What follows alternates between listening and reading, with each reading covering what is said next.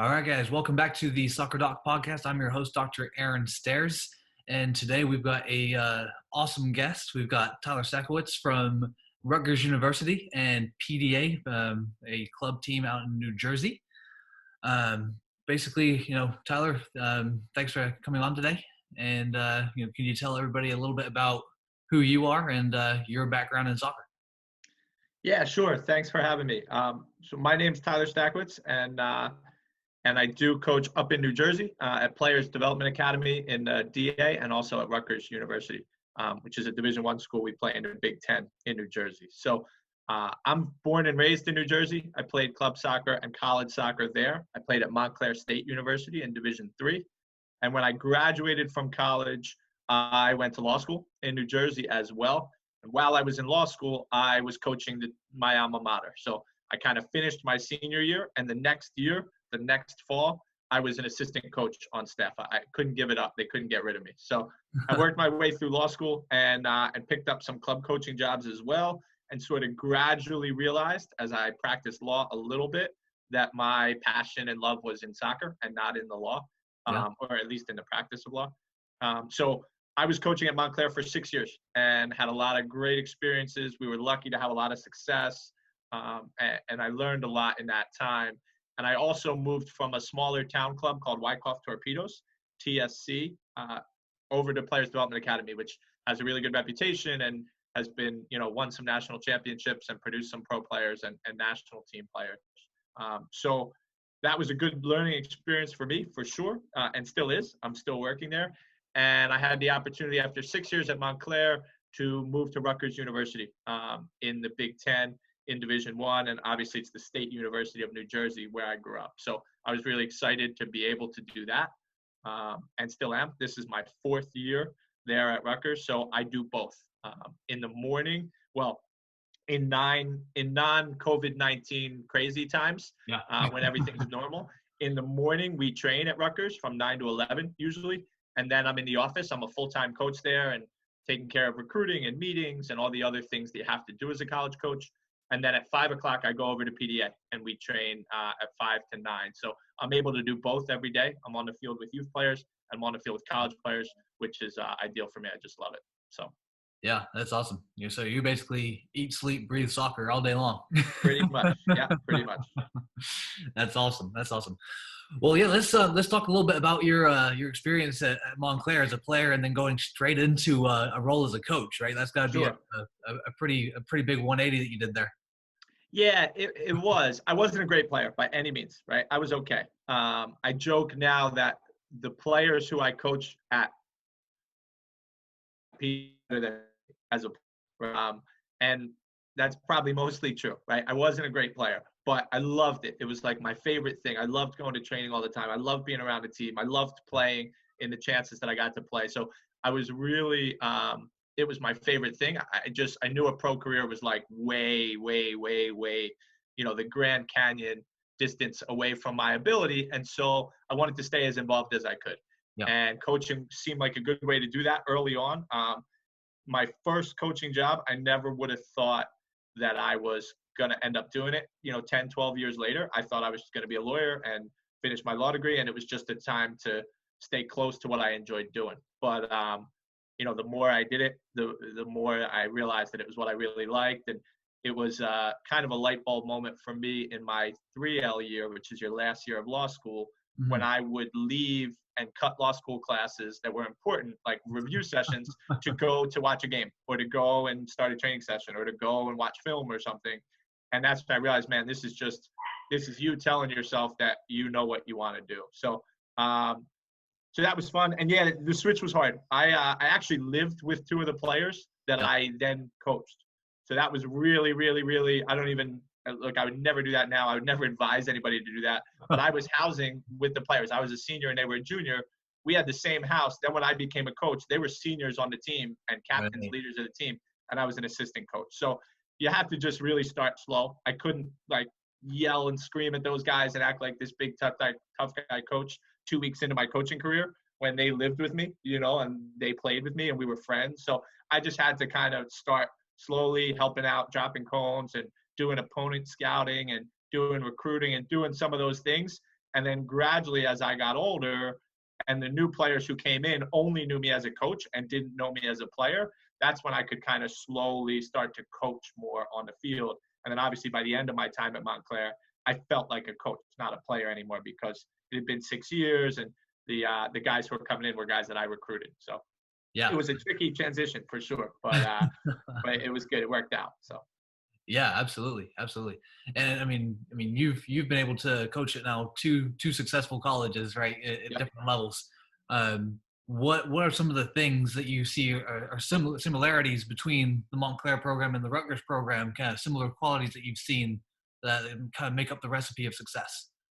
Yeah, they're somewhat similar schools in that they're both state schools. They're both in New Jersey. They're both big. They're the number one and number two biggest schools in New Jersey, actually, Yeah. biggest public schools.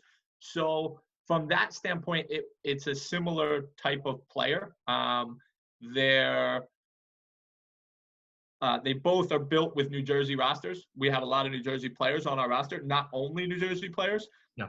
At Rutgers, there's a lot more international players and players from all over the country, obviously, because of some of the scholarship things that we can do. But they're Right. both built with a similar, I would think, player type.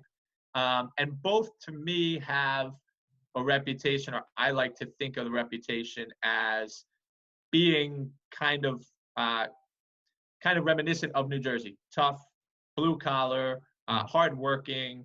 We kind of at both places wanted that to be our identity, right? We didn't want to, of course, we want to play good soccer, but we didn't want to have like 10 soft technical kids who don't compete. We didn't feel like, one, that doesn't fit with college soccer, but two, that doesn't fit with New Jersey, right? So you have to make your identity about hard work, about toughness. And the best teams that I've had, whether they've been at Rutgers or Montclair or both, they've all been about toughness and hard work and blue collar. So that's, I think, the uniting factor. Certainly we would like it to be. Yeah, no, for sure, absolutely. It's definitely a quality that gets overlooked a lot of the times, especially for kids who are in those youth clubs in that kind of 13 to 18 neighborhood. Yep. Right? They always want to focus on the skills portion. They want Sure. to focus on kind of standing out, but it's very very overlooked to develop things like hard work and consistency. Uh, Absolutely. yeah. Do you have any tips on that in terms of kind of how someone may develop some kind of toughness?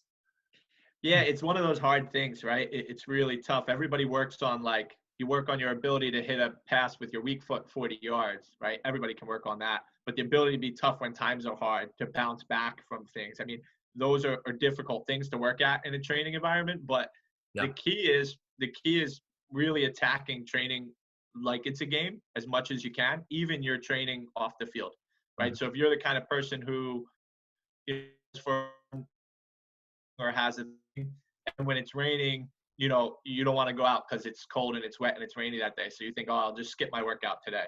Well, that bleeds in to the soccer part, right? Or if you're, a youth player and you go to training, and when you play five-a-side, you have all your friends and all the good players on your team, and it's great, your team wins, and you're like happy and bouncing around. But then if you have maybe some of the weaker players on your team and it's really tough, do you just say, oh, my team's no good? Do you phone it in at that moment, or that's a chance to really kind of bear down and be tough and competitive? So there's no secret sauce, obviously, Yeah. but it's about training that mental edge every chance you get. Waking up to do push-ups when you don't feel good or you have a cold or whatever, that's a chance to get tougher. And all those things you just look at as opportunities to get more competitive. Yeah, absolutely, absolutely. One of the things I see pretty frequently, and I don't know if it kind of relates to the toughness portion of things or just kind of more of a mindset in general. But a lot of times I see with youth athletes is that they always want to play D1. Like they always want to like look for those Sure. D1 schools that's their go-to on their list of where they're emailing all these coaches and things like that for Yeah. recruitment. And a lot of times they overlook D2, D3, NAIA schools that are very, very good options for them for their style of play and everything else. Can you touch on that a little bit, being that you have that experience in D1 and D3 programs? Yeah, it's such a great point. For one, there are some D2 and D3 teams that would beat D1 teams, right? So I was lucky enough to coach a Division III team that went to the Final Four, and some other top Division III teams that could play against a bunch of the Division I teams. So yeah, it's a great point. But the most important part of it is your fit.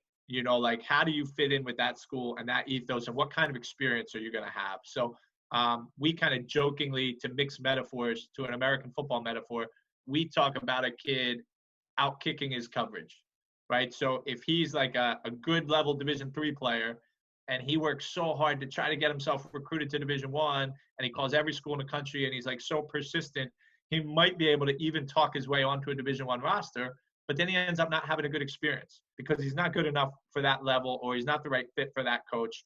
And one of the things that we've always discussed, I've discussed with my youth players and back to when I coach at Montclair, is I think high school kids are thinking about that 6 months after they commit, right? So they commit to a Division I school and they put it on their Instagram, and their parents tell their aunt and uncle and their friends, and oh my God, little Billy committed to Division I school, and they love that time walking around their high school as a Division I player. Yeah. But then they get to the school and they don't have a good experience.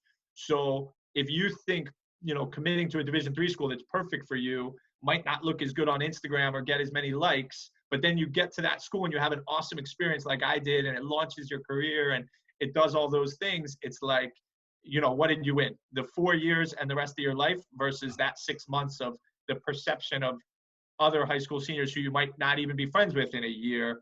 And it's like, you really got to weigh those factors. But yeah, I wish more kids would really seriously look at Division II, Division III, NAIA schools, JUCO schools as a good goal, because it's the right place for a lot of players, honestly. Yeah, I had a similar conversation with another coach here in town at St. Mary's University, my alma mater, a few months ago, Yeah. And he kind of said the same things, that from a recruiting standpoint, even for San Antonio, we've got a D1 team, a D2, a D3. Sure. We've got a couple of JUCOs around the area too, and then we've got a couple other D1 schools that are like maybe just a little bit outside of San Antonio. Yeah. So he has a hard time recruiting local kids that are talented players, because they're just they're not interested in going to D2, D3, these other programs, Sure. even though they're a really great fit. Absolutely. And even if, like you were saying, that D2 team beats a D1 team on a consistent basis, like it's Sure. just still that stigma of that D1 that we almost need to kind of break down that barrier for kids and say, hey, Absolutely. Absolutely. this is the right fit for you. Yep. Yeah.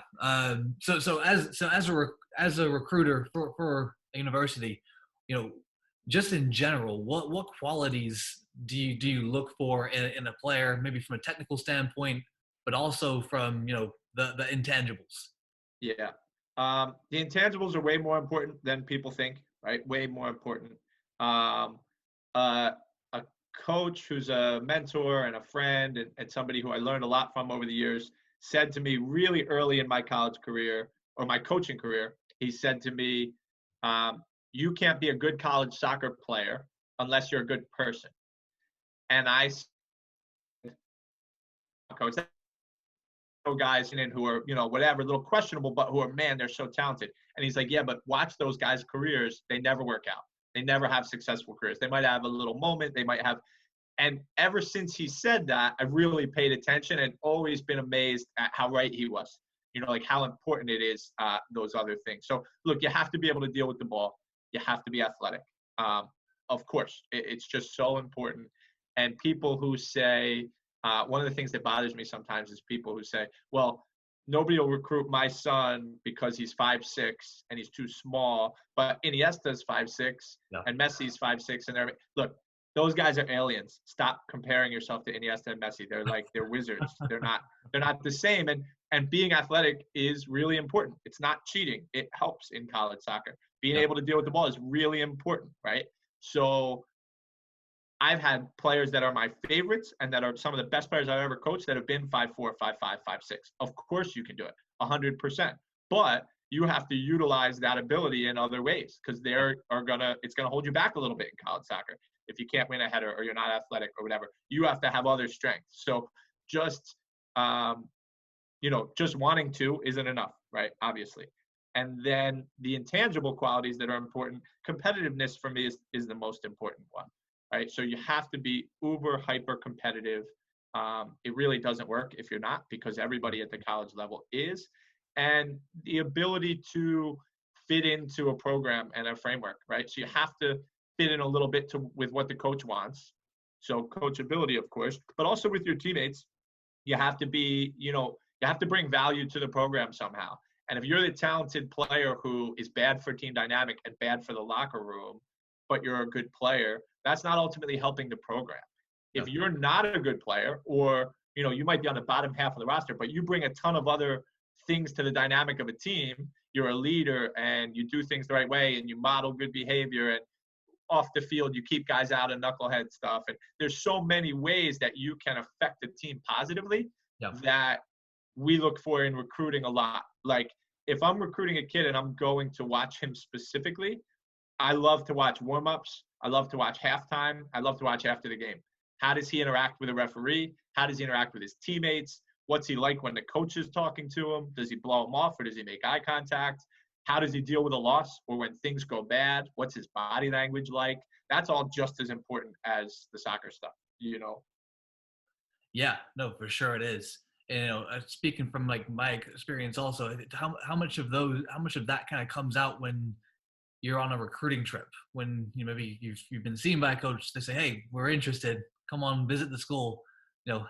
What typically comes out during those recruiting trips?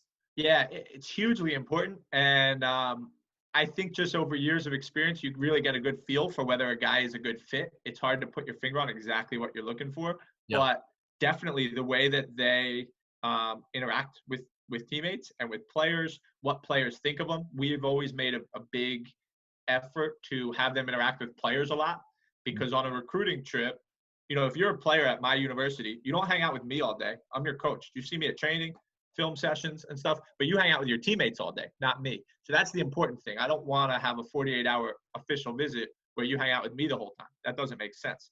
So once they go and hang out with the players, I'm always really interested to hear what the players thought of them. Like, is he our kind of guy? Does he fit into the group? What's he like? And all those things are important. Like, you have to kind of be who you are. You can't trick your way onto a team by pretending to be somebody else, because then it won't work out. So a basic kind of thing, and I know a lot of the people listening will be younger, but like, there are different party cultures at every school, right? Sure. Some schools, partying and going out socially is a big part of the team culture and the school culture. There's nothing wrong with that at all if that's part of what that place is. Some kids are really into that. That's important to them. Other schools, it's not a big part of the culture. They don't have guys who are wild partiers who are doing this. They're kind of a little more serious students, athletes, whatever. So if you're a party kid who goes to a non-party type school, the kids might realize that, and you have to realize that. That might not be a perfect fit. I'm not saying it couldn't work. Of course it could. But you got to understand that. And if you're a kid who hates that idea, doesn't want to do that, doesn't want to be any part of it, and you go hang out with some guys on a visit and that's what they tell you they do all the time, you really have to think hard about, are you be happy there, right? And it's not to say that you have to. If you go to a party school, it's not to say you have to party. You do whatever you want, make your own decisions. But it's important that you get the culture of the place you're going and that you're your real self so they can see whether you fit with that culture. Yeah, it's a really great point. And a lot of the time that will come out on those recruiting trips, right? It's kind of you're seeing if that's the fit for you, and then you're the fit for them. That they're just going to integrate. They're not going to change anything from what they're typically doing, right? They're just going to say, hey, this is what we're doing. You're following along for 48 hours, and then not saying that you're partaking in all that other stuff, but it's just one of those things like, this is just the culture of what we're doing. But in terms of coming across well, I think some of the things that come across best to me are if you've done research before you get there, a lot of know things about the program and asking questions. People who are just really quiet and disengaged, it's hard to know. And sometimes they're just shy or scared or nervous to talk to a coach, but it's what we do for a living, right? Nothing to be nervous about. I've heard everything. So it's like, I've been really impressed if somebody comes on a visit and then they start talking about things that they looked up online, or a game that they watched last year, or, hey, there's a player on your roster from such and such that I looked. When they do that, then you really know that they're very interested. It's one way to really come across well to a college coach, is to do research before and then bring something that you found with that research. Yeah, it's a sentiment I've heard across the board for sure. Just do your homework on the school that you're applying, you're wanting to have some interest in. I've also heard the horror stories of kind of like those cold call emails that the coaches get a lot, and the mistakes that the players make on those. All the time. I've gotten hundreds in my career. What's the worst one you've gotten? I just recently got one. I won't use the name of the kid or the coach, but I just recently got one that said, "Dear Coach Johnson," right? Not his real name, but it said, "Dear Coach X." And the name of the coach was an in-state rival of ours and a really good friend of mine. The coach he's a good friend of mine. And it was his last name. And it's a team that's on our schedule in the fall. And so I responded back to him kind of tongue in cheek and said, "Man, I don't coach that team. And not only that, but I hope they don't win any games because we play them this fall. So we got to beat them." So I've gotten lots, but that was a pretty funny one that happened recently. So That's hilarious. Yeah, I had no idea like how pervasive that is in the recruiting world. yep, it happens all the time. Oh man. Well, with you know, the youth kind of game, going back into kind of your role at PDA. Yep. What role do you have there? What kind of team are you coaching a couple teams? Or are you doing more of the goal kicking coaching, or what are you doing there? Yeah, so I coach. Well, I work with 4 of the teams. So our 15s, 16s, 17s, and 19s. I work with the goalkeepers for all 4 teams. So I'll do goalkeeper sessions off to the side. And for 2 of the teams, I coach the set pieces as well. Okay. So our club is a little bit unique in that one of the models that we tried to get to in the past year or two, we're lucky that we have a lot of staff at each session, is that we have different coaches who take different areas of the game. So an in-possession coach, an out-of-possession coach, a set-piece coach, transition coach, etc. So I've done a lot of work specifically with the set pieces on both sides of the ball, but my main role there is working with the goalkeepers for sure, and all those age groups. So I enjoy that because I get to be on the bench every weekend for 3 and sometimes 4 games. So I get to see a lot of games and players and all that. So yeah, it's a good place to work for sure. Yeah. And does what we've touched on earlier with kind of like the habits and kind of the qualities that you look for, does that trickle down into the youth game in terms of who's playing on those DA teams versus who's playing on the local teams and things like that? What's the differences there? Absolutely. I mean, there are good players at every level for sure, but the DA players, we're lucky at our club most of the time, well, 100% of the time, the ones that make it are very dedicated. They sacrifice a lot. They work really hard away from the field. You have to do that to play at that level, especially in our league. I get a little bit maybe frustrated or defensive sometimes because I think people outside the DA who are playing high school or playing for clubs, even if they're good clubs, and they think, oh, I could play there, or I'm better, or I just didn't get a chance. I'm better than those guys. They're not that great. And it's not that I get defensive because I think our players are the best. It's that I know how much our players sacrifice to play at that level. Yeah. 5 times a week plus games, sometimes more than that. They're working on their own. I know a lot of them are giving up parties and social life stuff and whatever to travel with us or to have games the next morning. And so when somebody kind of hangs out and trains twice a week at their club and looks down on guys who are working really hard and taking the game really seriously, not looks down on, that's too strong a word, but I don't know that everybody in the youth soccer landscape has an appreciation for how much sacrifice it takes to play at a really top club at the DA level and how much we train and how much we ask of those guys. So, yeah, it's a lot. And if that's the environment you want, I think it's worth seeking out because I've seen players get a lot better and go on to do really good things. So. Yeah, absolutely. It kind of mirrors the perspective of like the D1 versus D2 versus D3 and what we talked about in the college realm, right? And you're going to get a lot of that now, I guess, with the announcements that DA's made in the past couple of weeks. Yep. So, what does that mean for PDA now? Oh, what a question! I don't have any specifics. I don't have any specifics on what that's going to mean. Obviously, the landscape's changing. At PDA, we're committed to playing with the best teams and best players. So. One, I don't make those decisions for the club. I just coach, which is nice. Those are big decisions. So I'm glad that we have really good directors and stuff who do that. Yeah. But for us as a club, we just want to play in the best leagues with the best players and against the best teams because that's the best development tool. So that's the information that we've given our players and coaches, and that's how I feel too. Is I don't much care or have time for any of the sort of politics or power struggle of who is where. I don't care about any of that. We want our boys playing against the best players. So that's what we're going to do. Yeah, for sure, for sure. Now, with all the extra time that kids are having now, with not being able to do their training sessions, maybe just working on their own, what actionable steps or what advice are you going to give to them now? If you had that extra 3 or 4 hours a day, not having Yep. school or anything else, what would you be doing in these in this situation? Yeah, it is a good opportunity to work on things that you might not get to work on in matches with a lot of pressure. So Yeah, from that standpoint, it's good. Everybody's situation is different in terms of, do you have a brother? Do you have what facilities? What equipment? You know, what do you have that can help make you better? But no, it's times like these, if you're a really serious player, you're not at a disadvantage really, because it's not like half of the world is playing and you're not. So you're not really falling behind. So I wouldn't look at it as a bad thing. I would say it's an opportunity to work really hard on an aspect of your game that maybe needed work. So if it's fitness, for a lot of guys, it's fitness or strength or explosiveness. There's a million things you can do in this time.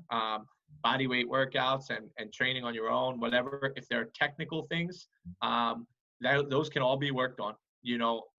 Weak foot, whether it's dribbling, first touch, you find a wall. It's one of the best things you can do is find a wall and just work on touches, surfaces of the feet, weak foot, all those things. So look, it's cliched to say, how hard do you work and you want it more when nobody's watching and all those kind of coaching cliches, but they're cliches because they're true. If you're going to be a real player, then you have to work really hard in this time. So yeah, it's tough for everybody, but an opportunity for sure.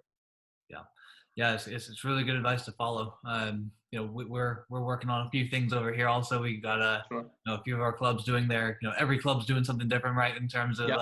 this is your technical training or things like that. Yep. Doing stuff via Zoom.